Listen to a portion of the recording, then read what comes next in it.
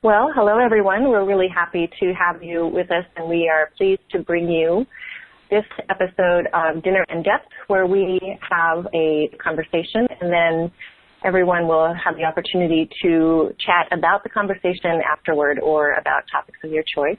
And you can also use the live text chat on the Depth Psychology Alliance homepage. You can just look for the chat link at the top of the page or the main room tab at the bottom of the page. And in fact, you can use that anytime during the hour, so please feel free to start using that right away. So with that, my name is Bonnie Bright, and I'm the founder and director of Depth Psychology Alliance, which is an online community for everyone who's interested in Jungian and depth psychologies. And the community's been around for about 5 years now, and we have now over 4,000 members. And so it's been a really exciting process to see the community grow and more to see some of the movement that is starting to occur and when we hit these kind of critical numbers. And so I invite you, if you're not a member already, to come join us on depthpsychologyalliance.com. And I'm here today with Professor Jonathan Paul DeVierville.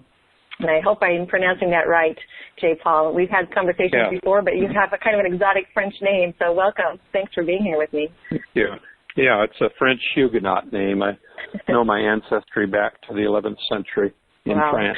That's a pretty amazing in and of itself to know your ancestry that far back. It's kind of exciting, actually, to understand your origins on some level, and I suspect that probably, whether we know it or not, makes up kind of all of our identities. And so certainly having that kind of perspective on your own ancestry and your line of descent must be quite compelling and profoundly impactful to your own life and work. It does. It gives a really nice stretch of time. I mean, you see things with a different perspective of time. Yeah, for sure. Well, let me tell everyone just a little bit about J. Paul so that you can get to know him, and then we're going to dig into a really exciting topic, which is spa cultures and dreaming and dream incubation and a wide variety of topics that J. Paul has been involved in for a long time. Jonathan Paul DeVierville is a Jungian psychotherapist and a well-known spa historian, and he has inquired into these spa cultures for the past 30 years or so. And J. Paul, I know you also take a group to spas to do retreats in kind of the traditional way, and so we're going to dig into that a little bit as well. Why don't you start us off by just talking a little bit about the history of spa cultures, because a lot of us know spas to be someplace you can go and get a good facial or a massage, but there's obviously a much deeper and longer history that is not so modernized and a little more profound. Oh, yes. Yeah.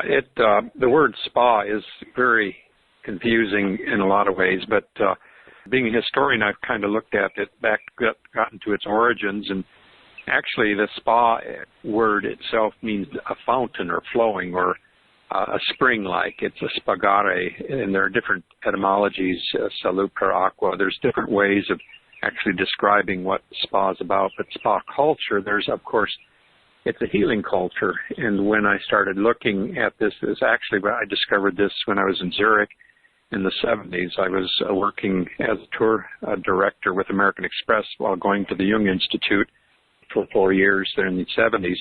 And while I was doing that, we would visit at different times.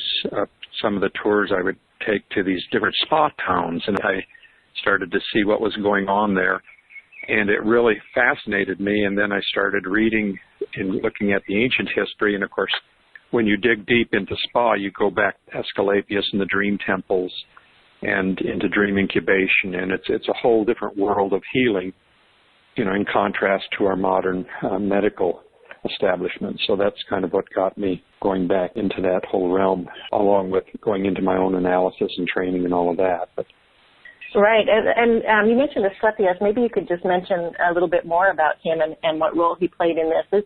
It's a name that I think a lot of us who have studied Jungian or depth psychology are familiar with. What's been your relationship to Asclepius, and how does he play into all of this? Well, as kind of the archetypal healer, the person, the wounded healer himself, the father, then his daughter Hygeia, and his son, who Jung was fascinated with, and the ritual that was used. What was interesting to me was going actually to the sites in Greece, going to the different dream temples in Epidaurus and then in Athens. And what was intriguing me were the different processes or the deep sleep, the dream sleep, and opening oneself to the unconscious and the imagery that would come up during the dream sleep and the dream incubation sleep. It's something that, you have to allow yourself the time and the space to allow this to happen. And what I found, of course, was that in these spa locations, this was a perfect place in terms of deep rest, deep sleep. And then with that deep relaxation, unconscious responds quite autonomously of its own. One just has to be ready to catch and watch and see what is being said and dreamt. Mm-hmm.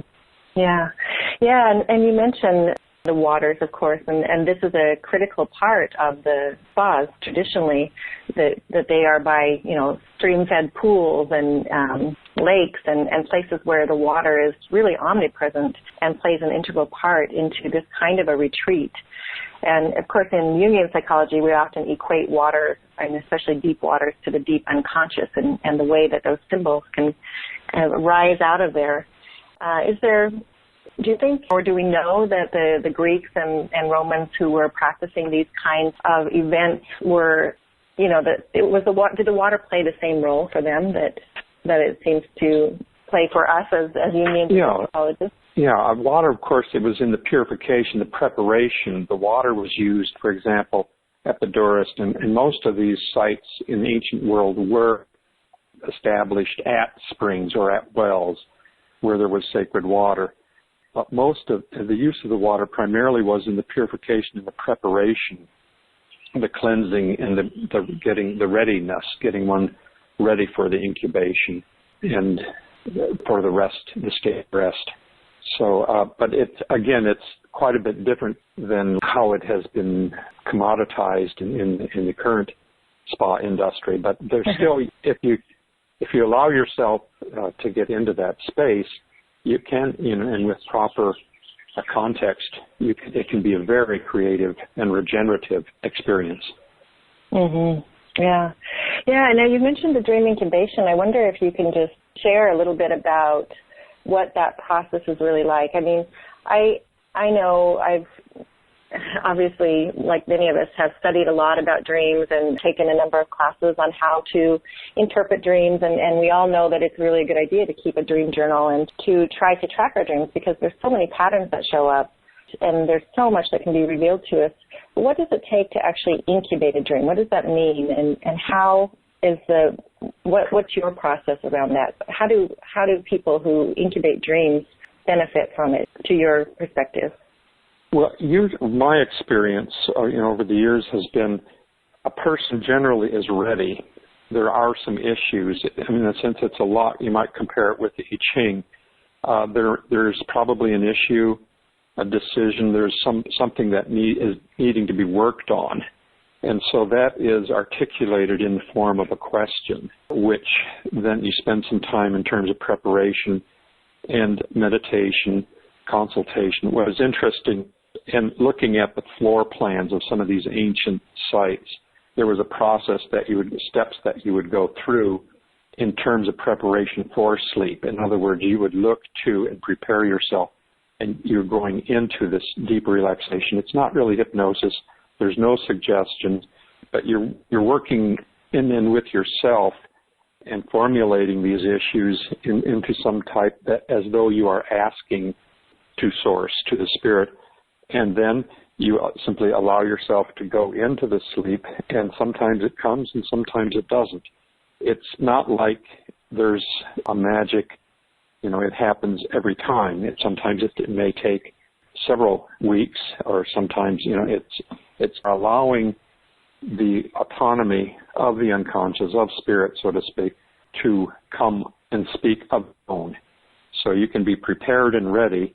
And part of this is, allowing oneself to go into the sacred space within the sanctuary to go offline, so to speak, really, and go deeply and be vigilant to watch this. But then once this happens, once you're in the process and you see what is happening and you're recording and you're remembering and pulling things together as to what had been seen during the dreaming state, and then coming out of that the next morning, what did you see, and then talking about this and reviewing, and that's the second part is of the incubation. And there's a whole series of steps that we can go, step by step, but basically it's allowing one's soul or psyche to be receptive to what comes of its own. There's really, you're letting your ego, you're letting your will go, but except for what you're able to receive from the unconscious. Yeah, obviously the more you focus on something and the more you allow yourself to be immersed in something, which there's a water word for you, to be immersed, the more that I think our egos can kind of relax and begin to allow the unconscious to come through so that these symbols can rise up. So I'm thinking, for some reason, this word soak is coming to me, and this idea of being able to soak ourselves into the unconscious and to really just be able to let go. I'm sure most of us have had the experience of being in the ocean or being in water somewhere and just, how you just float and allow yourself to completely let go. And this is what's really the image that's coming to me as you're talking about this, this way of really just going offline and being vigilant, as you said, and allowing those things that want to come through us to just rise up and come through us. You probably have dozens of stories of breakthroughs that people have had in their own lives because of actually committing and allowing themselves to go through this process, which is not easy. We all have busy lives, and so sometimes, that's the hardest thing for us to do, maybe, is to actually unplug and kind of allow ourselves to be in this process. Do you find that people usually show up to these kinds of events and arrive at these sacred places with a specific question in mind? Sometimes they do, but then they oftentimes find that it may be something else. What is important about this is that you are going in, you are opening it up in a safe, secure, open, and free place, yet it is being contained. It is a sanctuary in that sense. It is not just wide open and, all hinges undone. It allows you, there is a sense of security as well, because there's help, one is guided through this process. But sometimes, it does open, and oftentimes my experience has been people are in the right place at the right time. They know when this is ready for them, because it can be quite transforming. Yeah, and I think particularly people that are consciously working on themselves, sometimes they tend to come across these things at exactly the right time. And of course, we know that Jung talks about how there can be a shift during the second half of life where we move from this need to pay attention to the more immediate things in our lives, such as making a living, having families, and securing our lifestyle. And then I think, at least for me, that was the case. In my late 30s, something really shifted for me where I began to, everything just kind of changed. And these sorts of opportunities began to present themselves to me. And I really started paying attention in a very different way than I had before. And my life took a dramatic turn. And I imagine that your story probably echoes that at least on an archetypal level where you had some major shift when you discovered this sort of process and really started inquiring into it. Yeah, it's one thing that I did see, and one thing that I have sensed with this is there are often, people who are involved, and of course they're dealing with some of their own personal issues. But what becomes fascinating is to watch how so many of their issues and ideas and concerns that actually move more to even a social or a cultural level, that they're in a sense, and that's part of the process that we're doing. We're not only working with our own personal issues, but also with some of the larger social and cultural concerns.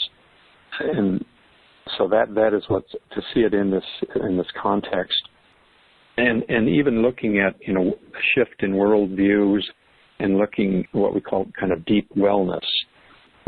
So it's hard to describe and to put in words because a lot of it is experiential, but there is a sense of focus. There is a sense of finding the center in this whole process, and deeply human and deeply full of an experience of soul. Yes, that term deep wellness is really beautiful. I haven't really heard that, or maybe it's just striking me right now. And it does occur to me that traditionally we have had, for I guess since the beginning of time really, this notion or understanding that indigenous peoples have paid attention to their dreams, and we've lost that somewhere in our contemporary culture. People just don't pay attention in the same way, and they certainly don't give them the value. But in the Amazon, in all parts of the world, actually, there has been kind of this tradition of people getting up in the early mornings and gathering and sharing the dreams that they've had the night before. Some people would apparently, not let the day begin without first going through this ritual process of sharing these dreams with each other. Mm-hmm. Mm-hmm. Yeah, most of us will wake up and we'll watch the early morning CBS News, but instead of doing that, I think we would spend our time looking at what was the news last night during our dream. So, and it is, as what I'm kind of talking about here, of course, is what I call it this deep, gentle wellness, spa cultures, dream times, and conscious cosmos, and getting into these images and into where, in a sense, we are dreaming for ourselves, but also as a group and as a dream community, and like what your depth community is doing here, is I think it is important for us as individuals as well as in groups to help dream, regenerate, redream, in a sense, for our culture. I think that's part of the healing process. And so this is kind of an eco-social dreaming that to rekindle that regenerative power of the spirit, of something that, again, which is in a deeper archetypal, even psychoid level, as Jung and Pauli had discovered. I think those elements are all there. And so this dream incubation process kind of provides a time and a place to do that. It's more an introductory, because to really do this, you would need lots of time. For example, in some of these places, and I've had done some seminars where we had gone for 3 weeks in a month, but not many people can afford the time to do something like that. But so this will give a person tools to do their own dream incubation, then to begin it, and then begin to follow this process of the soul. Yeah, that sounds like such a luxury to be able to do it for a long period of time. And of course, again, that sort of points to how our culture has moved so far away from this sort of practice, where before it was a priority, and because it was, exactly as you say, it was the news from last night. It was really a forecaster for people who would do this all the time. They needed to know what was coming up for them, and they did treat it as almost a map for their waking hours. And yet we have prioritized other things so much that it's exclusive to pursuing the dream work. Yeah. You mention it as a luxury. Is coming from the word light. I mean, there is a sense of enlightenment that comes with this. It is a luxury, it is leisure, but in the way that it is enriching to oneself and to one's purpose and meaning. So there is that sense, but it isn't just for the wealthy. I mean, it is for persons who are interested in, knowing more about themselves and the deeper purpose of soul and psyche, and what is their calling. And so a lot of these things, again, we're speaking kind of in generalities, but in the process, you have people that have very specific issues, concerns, relationships, which then can be worked out and worked through. And it is though the soul knows what is best for one, and this is a time and a place to connect with that. Mm-hmm. Yes, and that allowing ourselves the luxury of just slowing down, and it's true. Even for me, as much as I know so much of this stuff on some level, the first thing I do in the morning is pick up my phone so I can check my email, because I know that I've probably received dozens of emails overnight, and I need to see what I need to get started on. And so I do have a practice of recording my dreams, and I do each morning take at least a few seconds to see what I can grasp, and usually I'm pretty good to write that down. Not always, of course. But it brings up an interesting point about reverie and about how one goes about working with dreams. And I assume let's go backward a little bit, because you had mentioned, part of that process in the dream incubation is to show up and be prepared and immerse yourself and allow yourself to go into the state where the dreams can come through. And then you mentioned in passing working with them, but I assume that you have your own process or a process that you have learned over the years to actually help dreamers work with the dreams and be able to understand some of the symbols that are coming through, because that's hard. I have a hard time doing that for my own dreams. Some people are very talented at that, but it's not always easy to understand what the symbols mean, even when you do get the dream. Right. Yeah. I guess would say I try to approach a dream like poetry. Maybe would be one way. There are different ways. The archetypal method. I trained and worked with Hillman, and as well as analysis and von Franz, and so I know that I would say the classical Jungian in terms of association, amplification. There are different ways, but again, a dream is a dream.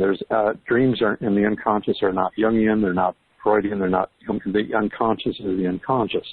And so there are multiple ways, as I say, there are many roads up the mountain, but it's going up, but it's also returning. So there are different ways, but to approach it certainly as symbol, certainly not through a dream dictionary. I mean, there's nothing in context.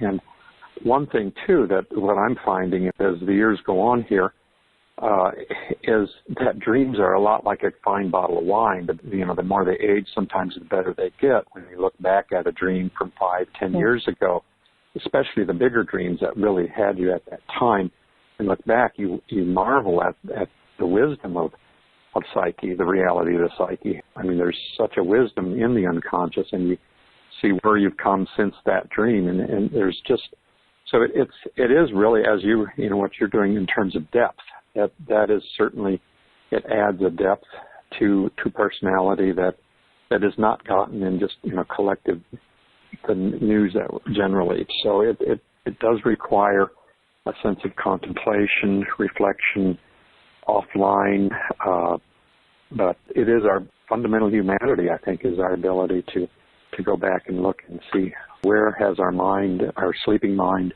and dreaming mind taken us, and what does that have to do with our wholeness and our deep wellness. And I think this is all part of the individuation process, as Jung was teaching. Yes, you know what you're making me think of. You used the term eco-social dreaming when we were talking about indigenous peoples and how they prioritize dream work within their own cultures. And we're going through such a drought of this kind of work, of depth work, of dream work, of listening to the unconscious and living the symbolic life, as Jung referred to it. Yeah. Mm-hmm. And I'm wondering, it's kind of interesting because it occurred to me that we're so hit by these images currently of drought in California and, of course, Texas and some other areas of the country and of the world that are just going through this extreme drought. And, of course, there's the whole issue of desertification, how the desert is rising up and expanding and pushing people that have lived on its edges for the longest time out. The oases are essentially gone as the desert takes over. There's this whole sense of dryness that seems to be coming up. I'm really interested in and wondering how, if we were to collectively reprioritize in some way, or some groups of us, obviously those of us who are aware of the power of dreaming and dream incubation, could come together to create anew these sort of regenerative practices where even if it doesn't make an immediate difference to our ecological and cultural crisis. Well, this kind of takes it, it's, again, the dream incubation, a very specific thing to do, but it all has to do also with the spa cultures. And one of the groups that I'm working with is called the BANA, the Balneological Association of North America, which has to do with the baths and bathing and hydrating the body, but also in doing that, I mean, you can't really be on your cell phone. You can't be on electrical time in a bathtub. You probably could if you really pushed it, but by going into the bath space, into the therm, and they're different, into the spa cultural space, you're allowing, you're hydrating, you are bringing water, of which we are, 70%. So you're allowing, you're getting into that space and time where you're rehydrating the body and the psyche. So in the spa cultures, there are different And what's interesting is around the world, these different sites have different cultural rituals. But here in North America, we've lost a lot of that. But although it seems to be regaining now, there are people that are interested in. Of course, the indigenous cultures have always had that in terms of the sweat lodge and the vision quest, and that's part and parcel of this process in terms of incubation and seeing, allowing oneself time for spirit. Yes, it's so critical. You've mentioned sacred places, and of course, in this particular process, they are typically around water, the sacred springs, the sacred wells. I'm curious as to some of the places that you have been that you really felt were sacred, that seemed particularly conducive to this kind of work. Yes.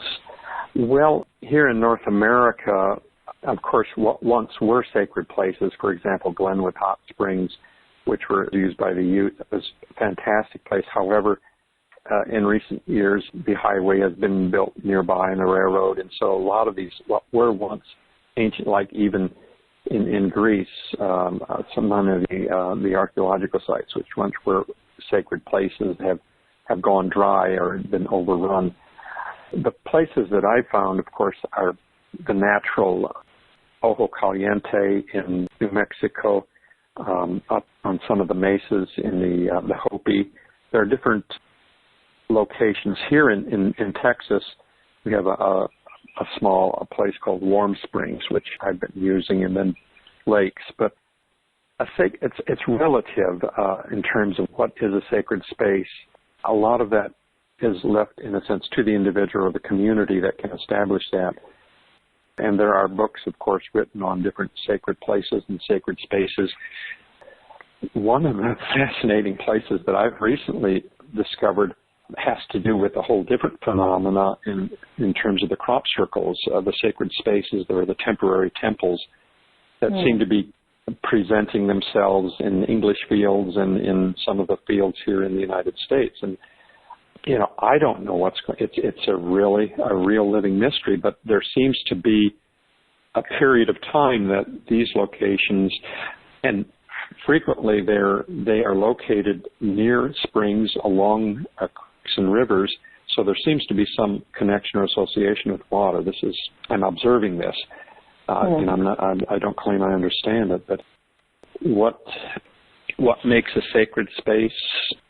And one is always looking for that. But I think, of course, nature, to have some sense of nature, and I would say some sense of where there is flowing water, fresh water, or mineral water, hot water.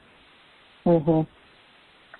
Yeah, I'm just thinking about the crop circles. You and I have had that conversation about that before, and as you know, I'm highly interested as well in that phenomenon, and like you, have had the chance to actually go, particularly to the UK, where they have kind of a concentrated area where every summer dozens of them tend to appear as the grain begins to grow up and get tall enough to actually register those patterns that we don't know where they're coming from. And some people might look at this and think it's unrelated to incubating dreams and the whole spa culture, but this idea of numinosity, of what you call the numinous, that this phenomenon that inspires awe. These crop circles are completely awe-inspiring and completely inexplicable, of course, for so many reasons.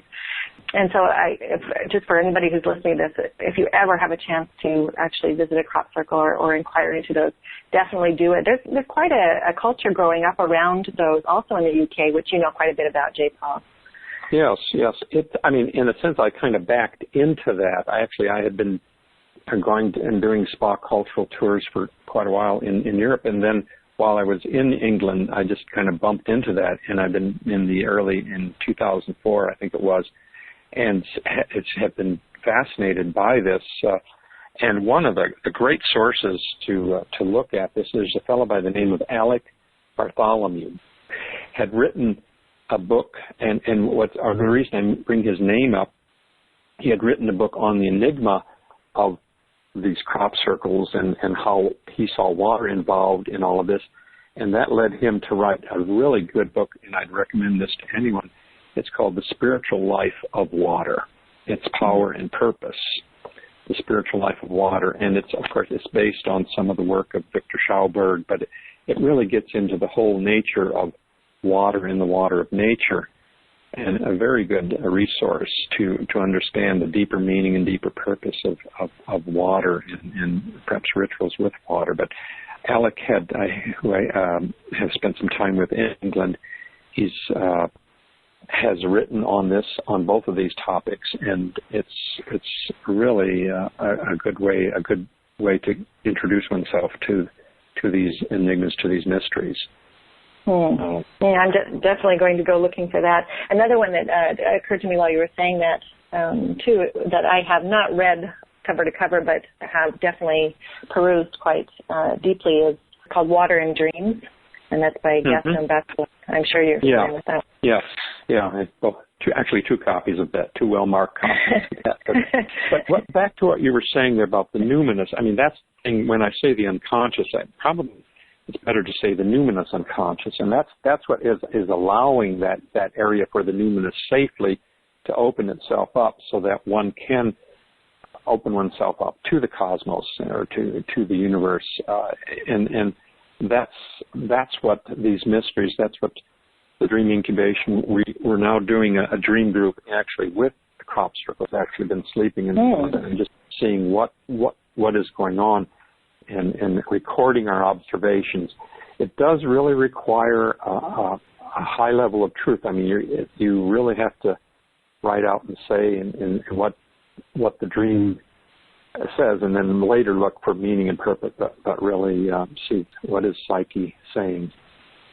You know, it's interesting because I had a question I was thinking about. I wanted to ask you about big dreams and what your what constitutes a big dream for you, what Jung called a big dream, and I think most people listening to this probably will understand that.